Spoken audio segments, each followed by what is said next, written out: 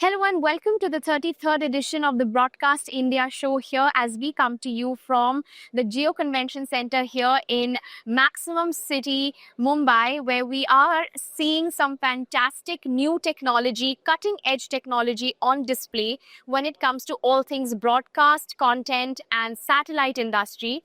If you've been following us, you know we've been getting you some insightful conversations and interviews with industry leaders who have helped us understand what is the roadmap ahead for them, for their company, and for their industry specifically.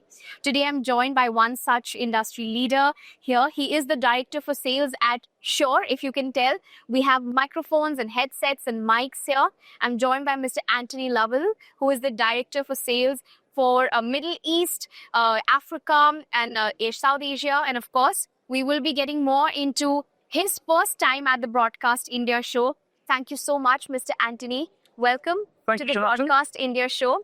Your first thoughts on being here. It's your first time.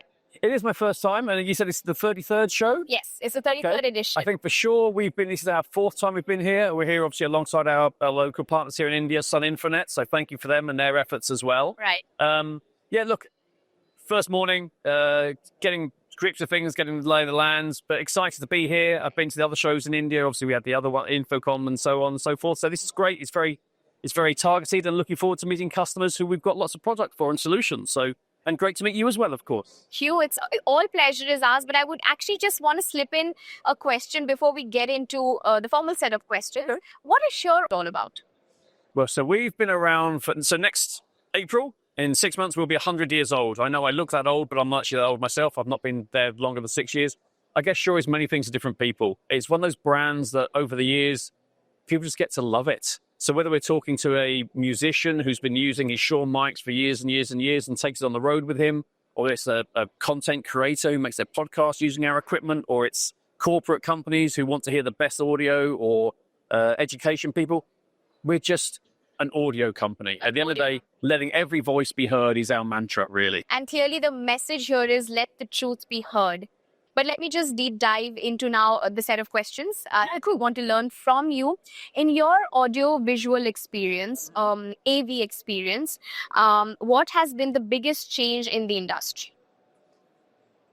I think it's probably ease of use. As we were chatting just before we turned the cameras on, I spent a lot of my life in events, whether it's, supplying audio and lights and sound and so on. And it used to be a really specialized topic. You had to have a team of people working really hard. Now people want to be able to do things so much quicker, do it themselves. The end user wants to be able to come in. In this environment, obviously broadcast, we need to know we can go onto the streets and do our ENG or our live sounds capturing quickly. We need to go in, have a user-friendly product that will go in, get the audio the best quality can, and get out so we can go and do the post-edit. So it's making life easier for people. Again, it's that solutions word. It's not just products. Yeah. Right. How is Shure really growing in the industry? Take us through. If you think of the old edition of the Elvis microphone, the one that looked like the old car grill, that's our stuff. We've been the first wireless, handheld wireless manufacturer years and years and years ago. And that's our background and, our core, I suppose. And then over the years, we've moved into different marketplaces. It's taking those skill sets we learned there in that live event where it has to be right first time and moving it into education or government or corporate world, and then the personal home user as well. So we're growing across different markets. We're then growing around the world. We have over 30 offices now around the world. We're selling our products in over 120 countries around the world through our partners like Sun here in India. So we're actually everywhere. You're everywhere. Yeah, that's the weird thing. Shure is everywhere, surely. How important is it to talk to your customers about innovation, and understand the needs in the broadcast field? Broadcast field, any field, you have to talk to the customers. If you're coming up with something, even if it's the best product in the world and it's not what the market wants, you're just wasting your and their time. When we create a new product line, it costs millions and it takes years, not months. So you've got to get it right. So it's always going out there, getting constant feedback, talking to the customers. Around the world, we have our market development teams, right, who are talking to the end users. They're talking to the channel as well. So you've got to give market what it needs. What are your offerings in the broadcast field? So again, it's listening to the market. What do they need? So whether we are talking to the film production side of things, what is it they need to get the best audio at that 3 o'clock shoot in downtown Mumbai when the roads are shut and they can do it once and they've got to do it properly. What do they need from us in terms of the microphones themselves, the signal processing that makes it easier, that there's less post-editing to do later on, not have to get the whole crew back and go back next month and do it again because, something didn't sound quite right. Or whether it is the content creators, whether on the streets or in their home studios, whether it's we're talking to people that, the news gathering teams are out in often concerning situations, whether it's down to weather or conflict or whatever else. They need to know, go in, capture the news, spread it to the world, tell their message, and then get out again safely. I'm actually very curious to learn about this. If you can talk to us a little bit about the Wmass technology. Yeah. Yes. That is something new to me. I would love to learn a little bit more about that. And how does that benefit broadcasters and the media industry in managing complex audio setups? Okay. So the Wmass technology. Yeah, so Wmass, Wmass, if you speak to their colleagues in Germany, Right. Wmass. Yeah. Okay. So Wmass is not actually a technology. Wmass is a standard. It's a protocol. And this was set up. It was based very much around some European directives from years ago.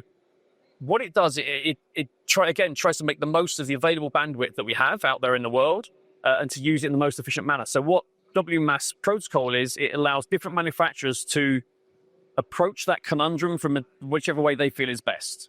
I can't speak for other people, and it has become a bit of a topic of conversation right now in our industry. I think there's a lot of confusion about is it, exactly what does it do? But basically it allows us to be as efficient as possible within the spectrum available. Some people will sit there and take a big chunk and say, you have to tie that down and we have to use that. That's okay. That's the way they do it. What Shure would rather do is allow as many people as possible to work within that same spectrum, to have as much content as possible at the same time. So for instance, if we were on a Wmass system now and we were saying we were blocking the whole spectrum, someone on the microphone over there couldn't use it because we've locked it down. That's not fair. That's just kind of nasty. So for us, we want to be more collaborative, allow others to use it, and come up with solutions that are going to allow people to get the best use of what's available. Thank you so much, Mr. Antony, for taking the time out. Pleasure. It really has been quite insightful for me personally, because I'm talking to a company that has been around for 100 years, and I'm currently speaking to the Director Sales of Middle East, Africa and South Asia, Mr. Antony, at taking the time out for just helping us understand and taking us through the Shure journey. So surely, it has been a great one, clearly. It's been my pleasure, Antony. Thank you ever so much.